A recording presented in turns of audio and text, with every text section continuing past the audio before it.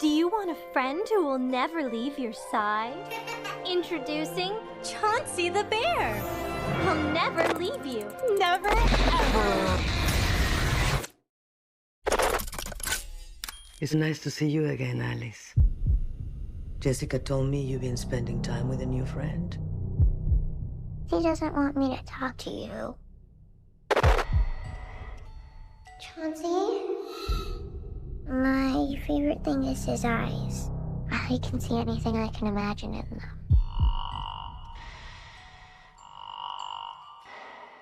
He asked you to do something that hurt you.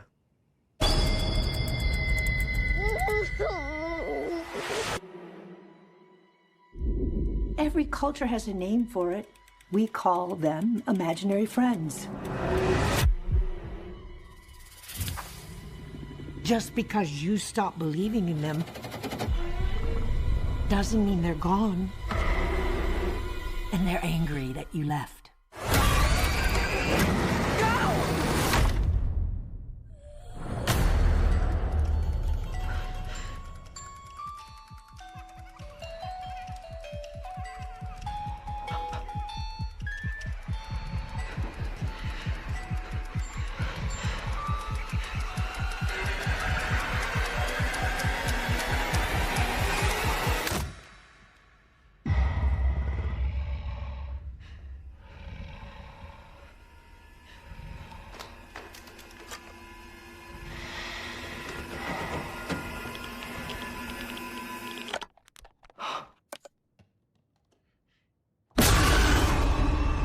It was just my imagination.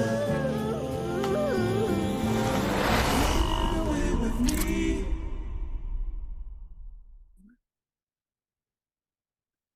Hey, Dane, how are you? Good. How are you? Good, good, good. You've been a busy man.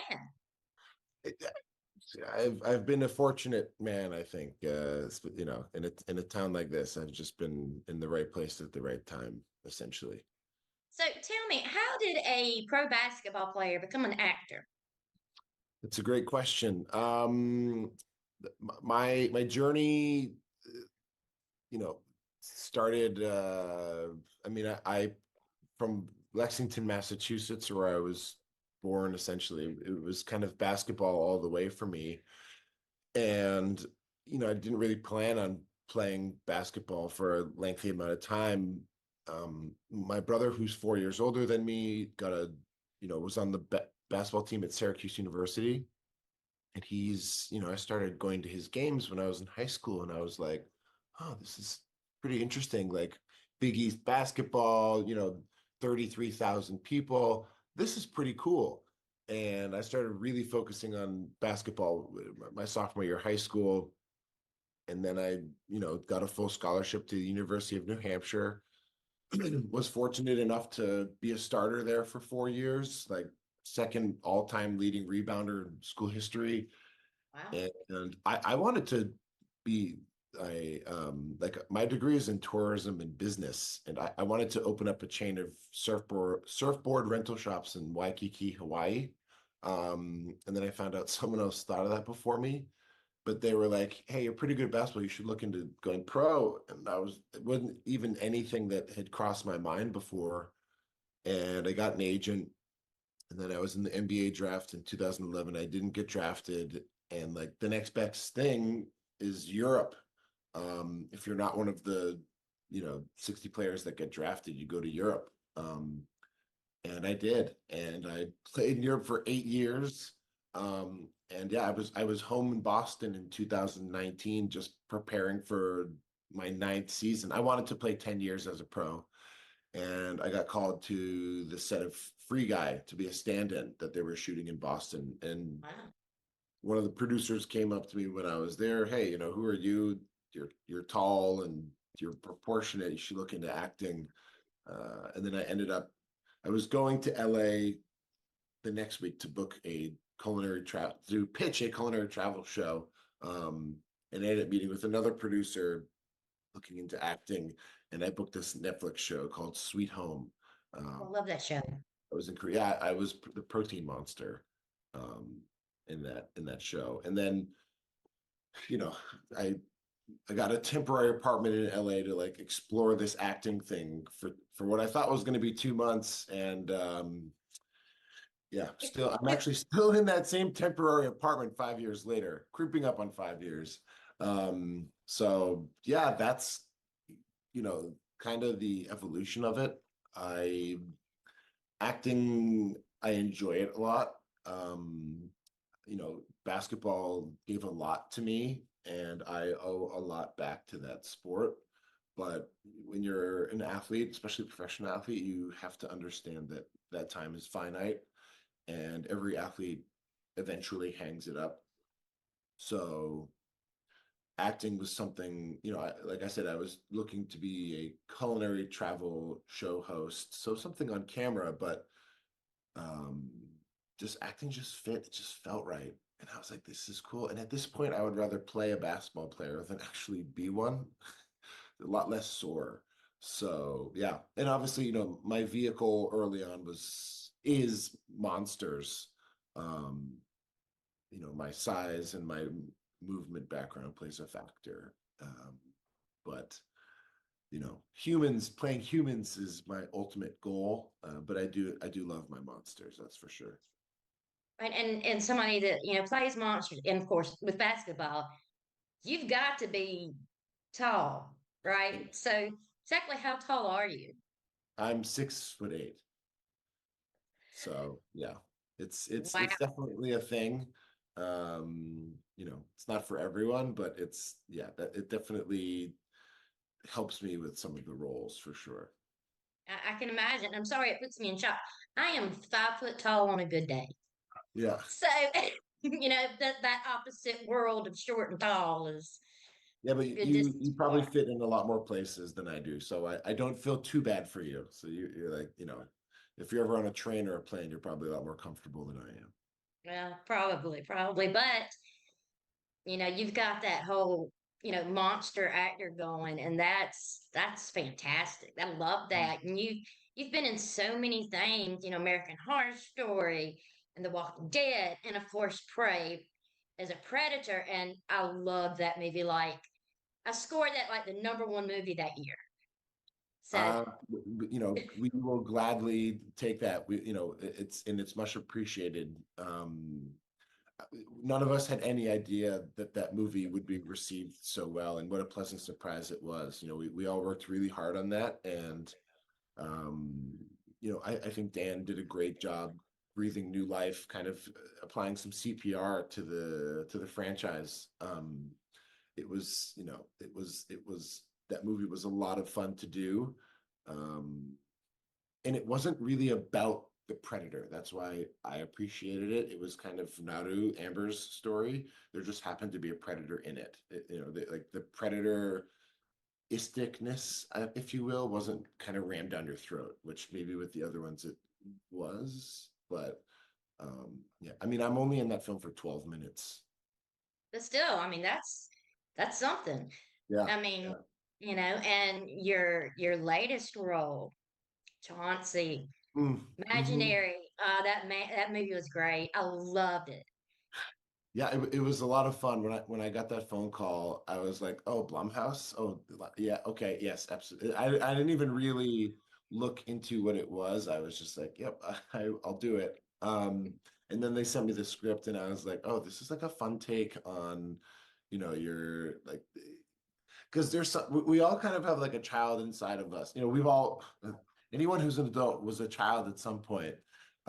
So it kind of taps back into what scared you as a child. And I, you know, I just thought it was a very unique approach on horror. Because, my parents, we were going to the premiere, and I'm from Boston, and, my parents came out for it. My sister came down from San Francisco. They're like, "Oh, can Dara's kids come?" And I was like, "Well, the way the invitation to the premiere was presented, look, it was drawn in crayon." And I'm like, "This is not for kids. You can't. No, they will be scarred for life." So I thought there was something interesting about that, and yeah, it's a really fun film. Fun for me. I No, mean, I, maybe I think terrifying for other people. I find fun in terror. Terrifying things. It's great, and I love the way that they handled it and the story played out. And it was creepy as shit. I'm sorry, it was the especially Chauncey, because there's something about that bear, especially like when he would turn and look at you, and Mm-hmm. then to see him in that giant form with the teeth. Oh yeah, oh yeah. For me, it was the jingle, the Chauncey jingle. You know, the when you pull the drawstring and that little like dun dun dun dun dun dun dun dun.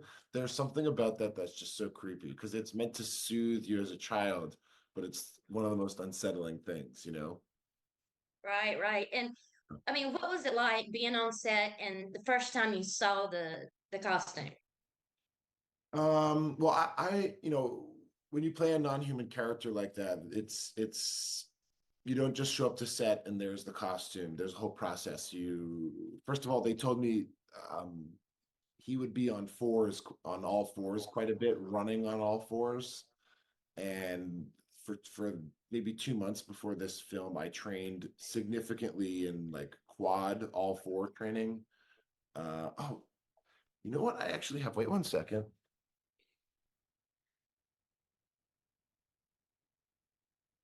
You will find this interesting because to build a costume like that, it takes a number of weeks and or months. So the fitting process takes a long time. They have to build it over what's called a life cast, a form of me, because I can't stand there at the creature shop all day while they put, the fabric and the foam and everything over me. So first of all, they built me a set of arm extensions that I would wear Oh, cool. here so I could train to run on all fours and they Wow. go into the ground. And then these things evolved into these things. Oh, cool. And these are also arm extensions with steel inside that you can walk on.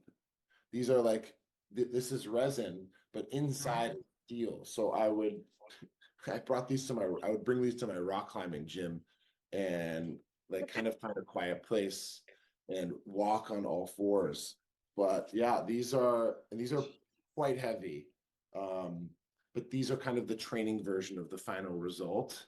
So I kind of watched this Chauncey Bear character evolve from unpainted foam and fabric, and then started getting fur and developing more of a face, and then finally his final form on set. So I knew what I was getting myself into. We had 2 different heads. We had 3 different types of claws.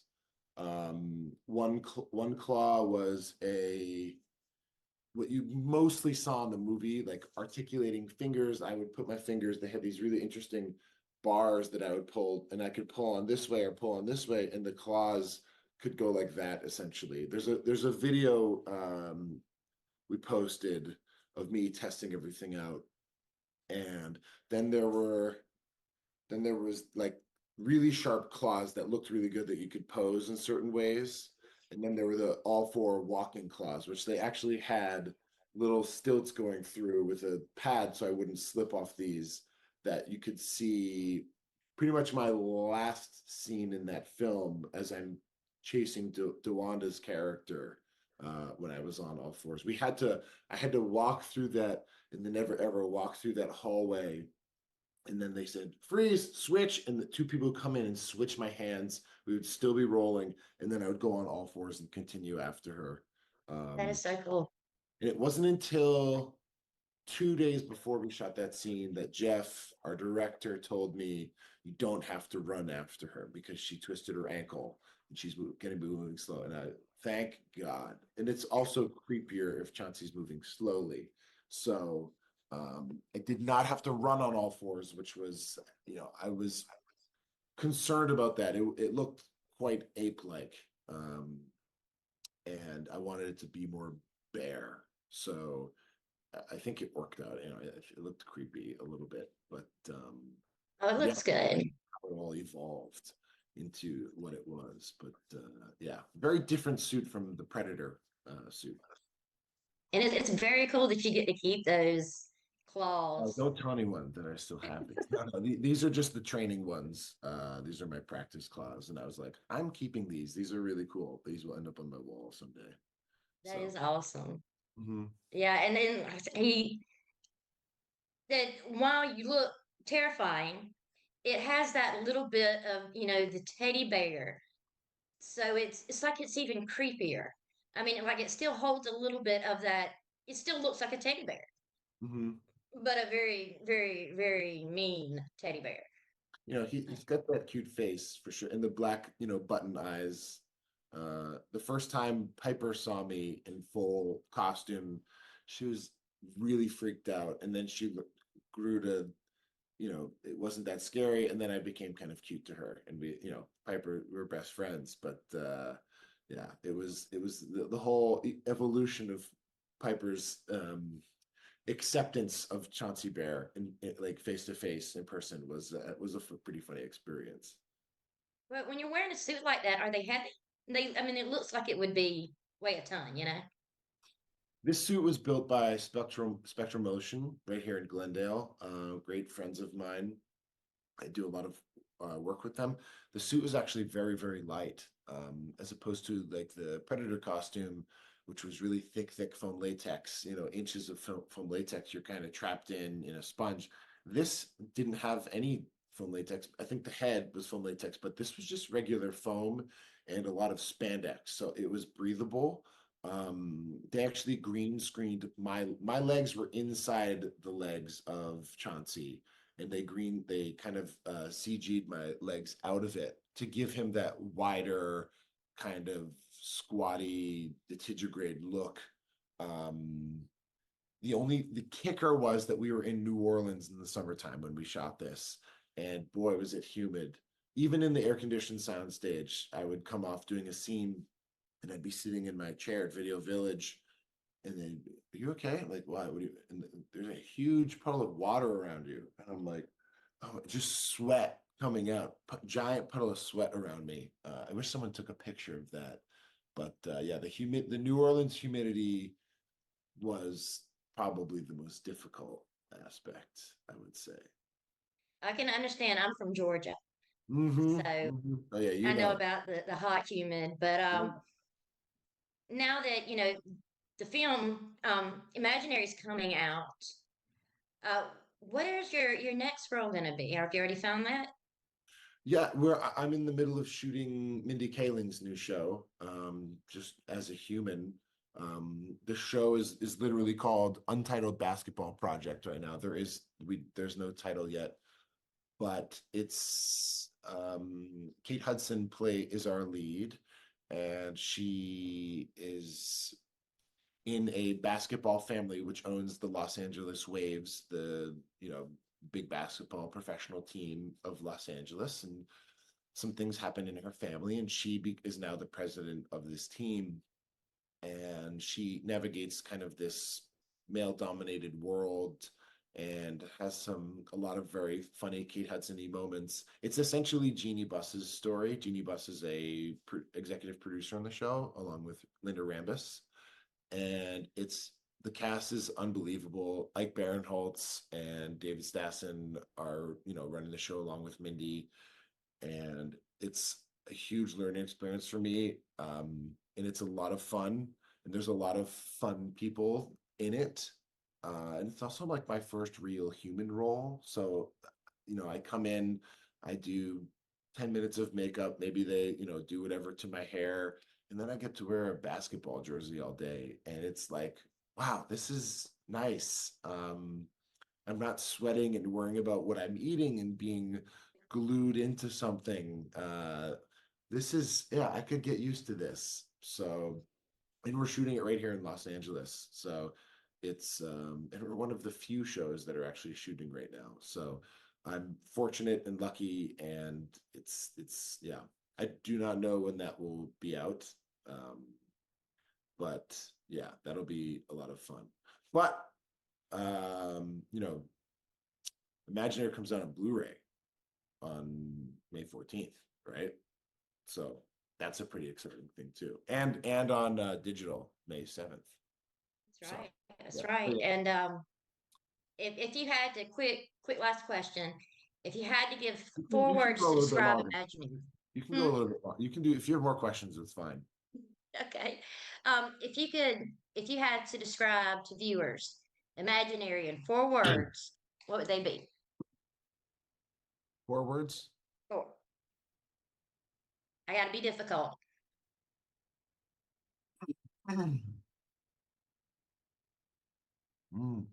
Fun, horrific, no children. Or maybe bring your kids. I don't know. It's not really for kids, but yeah. Fun, horrific, childhood fears. And I've seen the movie, so I'm going to play a little bit dumb, but not completely dumb. But with the ending, it feels like there's potential for another, like a sequel. If I'm not mistaken, that bear is called Rufus. Is that what that bear is called? I'm not Um, sure, but I think so. I think you're right. I think he's called Rufus. Um, I don't know. The spirit of Chauncey lives on. Um, he might be indestructible, and I don't think he gets older at all. So there's room for something, but I don't know.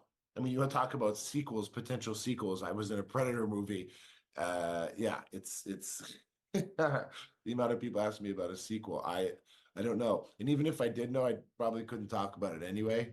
But who knows what Blumhouse has up their sleeves? They're always up to something over there. Like So you I would wouldn't. be happy to return as another bear, right? Oh, yeah, absolutely.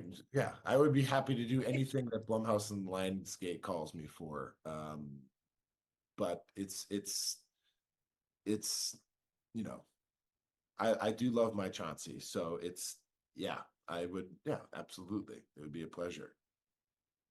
Well, that's good to know. I'll have Mhm. to keep an ear out for a potential sequel. And there is a question I do have. See how to do it without spoiling anything. When y'all are in that world, The Never Ever. the never ever, Mhm. when you were in the hallway, Sure. was that all practical or was that CG? Well, the hallway was practical. I mean, that was a real built hallway. Um, and but when they backed away and we were all a giant world, that was CG. So the hall was real, but there were kind of like green screens um around to show the extension of the hallways. So the extensions of the hallways were CG, but yeah. So there you go. That was practical. I would say 90% practical. Awesome, awesome. And you were talking about future projects or upcoming projects. You also have one for Star Wars, is that right? Yes, I do. Yes, Skeleton Crew. I got myself in trouble during the premiere because I got asked about Skeleton Crew, and I gave my opinion on its release date, and I learned real quick not to do that, whether I know the information or not. So you can ask about Skeleton Crew, but I might not be able to answer. Okay. Well, I was just wondering about your character. Oh, I play a really fun character. I'm not in it. I'm not in it too substantially. He's just a fun guy that gets in his own way. It's just a Gotcha. fun thing that I did. Gotcha. Well, I think your time is up, Hmm. and I appreciate you taking the time to talk with me very much. It's been a ball, Yeah, and this has I been loved hearing awesome. about and seeing the claws for Imaginary, which is coming out, and well, it's already out on VOD, isn't it?